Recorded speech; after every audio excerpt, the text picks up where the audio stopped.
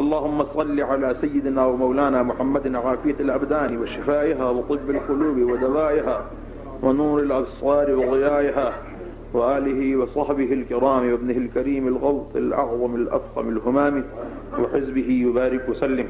میں نے مانا کہ حامد گناہگار ہے، معصیت کیش ہے اور خطا کار ہے، میرے مولا مگر تو غفار ہے، کہتی رحمت ہے مجرم سے لا تقنا.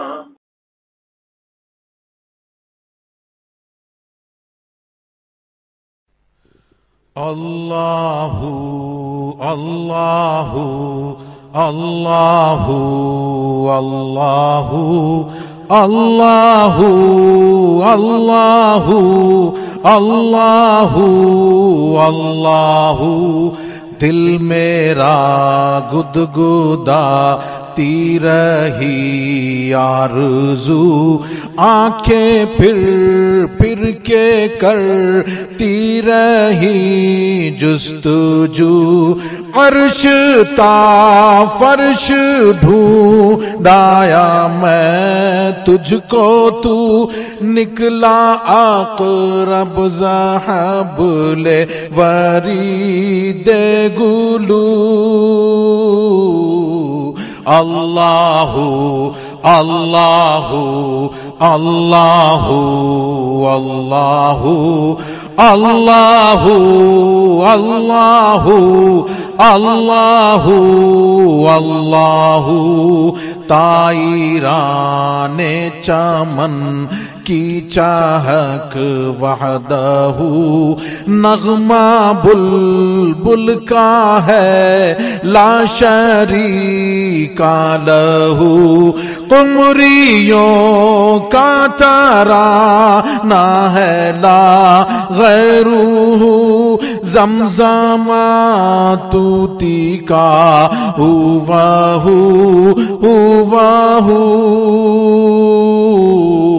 اللہ اللہ اللہ اللہ اللہ اللہ اللہ اللہ. شاہدان چمن نے لبے آب جو آب گل سے نہا کر کے تازہ وضو، حلقہ ذکر گل کے کیا روبارو، اور لگانے لگے دم بدم دربے ہو. اللہ اللہ اللہ اللہ اللہ اللہ اللہ اللہ. رہ کے پردوں میں تو جلوہ آرا ہوا، بس کے آنکھوں میں آنکھوں سے پردہ کیا، آنکھ کا پردہ ہوا، آنکھ کا بند آنکھیں ہوئیں تو نظر آیا تو. اللہ اللہ اللہ اللہ اللہ اللہ اللہ اللہ. میں نے مانا کہ حامد گناہگار ہے، معصیت کیش ہے اور خطا کار ہے، میرے مولا مگر تو تو غفار ہے، کہتی رحمت ہے مجرم سے لا تقنطوا، اللہ اللہ اللہ اللہ اللہ اللہ اللہ اللہ۔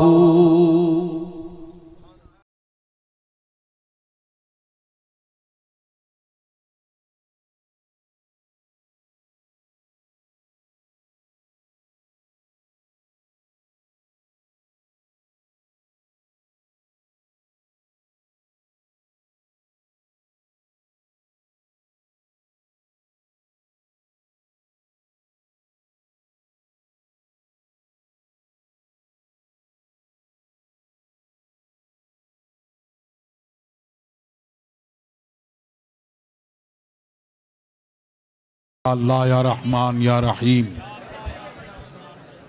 دل مارا کن مستقیم، بحق ایاک نعبد و ایاک نستعین۔ اہل سنت کے سچے مذہب پر قائم رہوں گا،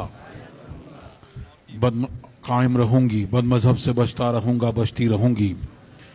نماز روزے، ہر فرض، ہر واجب کو، سنتوں کو ان کے وقتوں پر ادا کرتا رہوں گا، ادا کرتی رہوں گی۔ ہر گناہ سے، خاص کر جھوٹ، بدی، غیبت، بد مذہب کی صحبت، عورتیں کہیں نامحرم کے سامنے بے پردہ آنے سے، سب کہیں گانے بجانے تماشوں سے،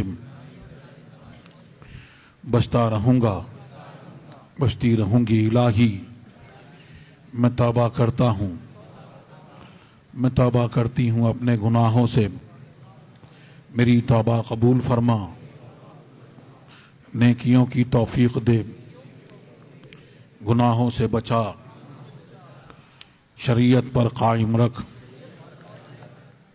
میں نے اپنا ہاتھ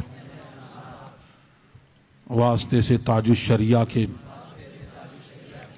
غوث پاک کے دست پاک میں دیا۔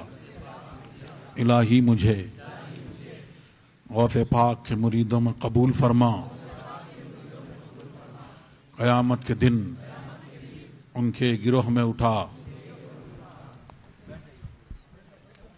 اللہ تبارک و تعالی سب کو مسلک اہل سنت والجماعت پر، مسلک اعلیٰ حضرت پر قائم رکھے اور اسی پر ہمارا حشر فرمائے، اور ہم سب کے ایمان کی حفاظت فرمائے۔ اللہ تبارک و تعالی استقامت عطا فرمائے، ہمارے گناہوں کو معاف فرمائے، اور ہر طرح کے فتنوں سے ہماری حفاظت فرمائے۔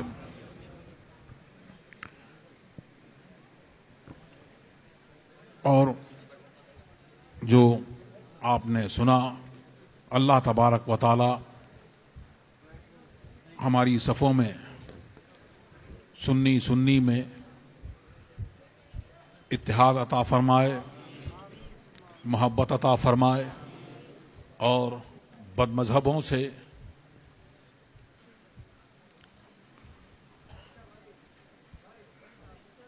ویسے ہی جیسے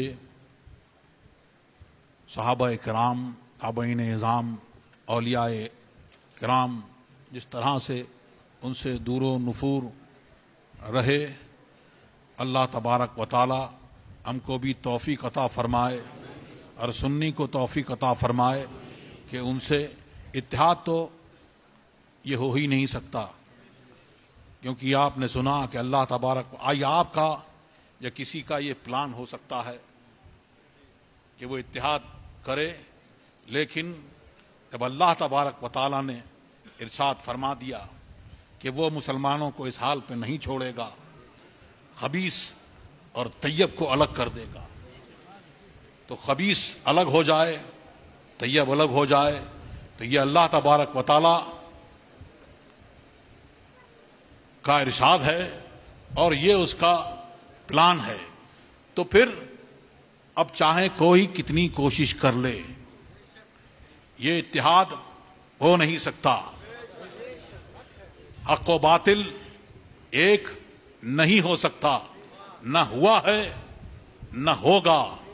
اور یہ جو بتایا آپ نے کہ جب شروع ہوتے ہیں تو پہلے اپنی صفیں درست کرنے کے بجائے دوسروں کو دیکھتے ہیں. ارے ہم ہی اگر ٹھیک سے متحد ہو جائیں تو ہمیں پھر کسی کی ضرورت نہیں، کسی کے پیچھے جانے کی ضرورت نہیں. ہمیں سرکار نے فرمایا اتبعوا سواد الاعظم، کہ سواد اعظم کی پیروی کرو، اور جو اکیلا چلا وہ جہنم میں گیا.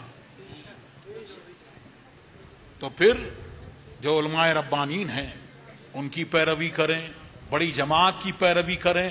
اور اس میں بات یہ ہے کہ اگر آدمی بالکل حق پر ہے لیکن وہ اکیلا رہ جائے، لیکن اس کے ساتھ میں ایک بہت بڑی جماعت ہے، سچوں کی جماعت ہے، اولیاء اللہ کی جماعت ہے، وہ ان کی پیروی کر رہا ہے، تو وہ سارے ان کے ساتھ میں ہیں. غوث اعظم اس کے ساتھ میں ہیں، حجت الاسلام ساتھ میں ہیں، حضور مفتی اعظم ساتھ میں ہیں، خواجہ غریب نواز ساتھ میں ہیں، محررہ کے بزرگ ساتھ ہیں، اور صحابہ کرام کی جماعت ساتھ ہے. اور صحابہ کرام تک پہنچے تو محمد الرسول اللہ اور اللہ تک پہنچے تو اس کی پیروی کریں. باقی تو بہت سارے لوگ آتے ہیں اور نئے نئے طرح کی باتیں کرتے ہیں، اس سے اتحاد کر لو، اس سے اتحاد کر لو. اور آپ نے یہ سنا، حضرت مفتی اسلم صاحب نے آپ کو بتایا کچھ نیا فتنہ اٹھا ہے، اور وہ شاید واٹس ایپ یا یوٹیوب کے ذریعے. ہاں، تو یہاں بھی آپ ایک بات سن لیں کہ غلط آدمی سے اور غلط طریقے سے صحیح بات بھی نہیں سنی جائے گی. وہ تو غلط بات ہی کر رہا ہے، وہ تو باہر ہے. اگر صحیح بات کرے تو غلط آدمی ہے، نہیں سنی جائے گی. غلط طریقہ ہے، نہیں سنی جائے گی. ابلیس آیا حضرت حاجرہ کی بارگاہ میں اور بتایا کہ حضرت اسماعیل کو حضرت ابراہیم لے کے جا رہے ہیں. تو کہا وہاں کہ نہیں، وہ ذبح کرنے لے جا رہے ہیں. بولو سچ بولا تھا کہ جھوٹ بولا تھا؟ لیکن اس کا سچ اگر وہ سنتی تو وہ عالم نہ ہوتا. اور دوسری بات،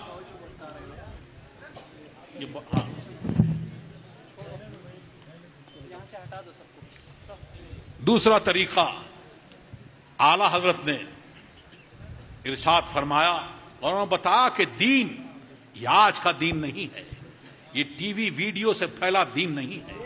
یہ صحابہ کرام کی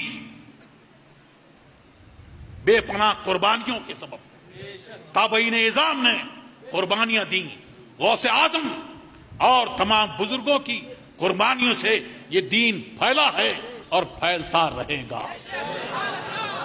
لیکن شیطان آیا اور اعلی حضرت نے فرمایا عطا القدیر فی حکم تصویر میں کہ شیطان آیا تو اولیاء اللہ تھے، اللہ کے نیک بندے تھے، ان کا انتقال ہوا تو وہ آیا اور ان سے کہا کہ یہ اولیاء اللہ تھے، اللہ کے نیک بندے تھے، ان کی تعلیمات ایسی ایسی تھیں، اب وہ انتقال کر گئے تو اپنے بچوں کو، آنے والی نسلوں کو کیسے بتائیں گے؟ ان کی تعلیمات تو یاد رکھنے کی ہے نا. تو پھر آپ کہو تو ایک مجسمہ میں قائم کر دوں، آپ کے گھر میں ایک تصویر بنا دوں، منصب کر دوں میں۔ ہاں یہ تو بہت اچھی بات ہے۔ اب بولو اس نے غلط بات بتائی تھی، طریقہ غلط بتایا تھا، بات تو یہی کہہ رہا تھا کہ بزرگوں کی تعلیمات کیسے یاد رکھو گے، تو اس نے مجسمہ قائم کیا، بنا دیا۔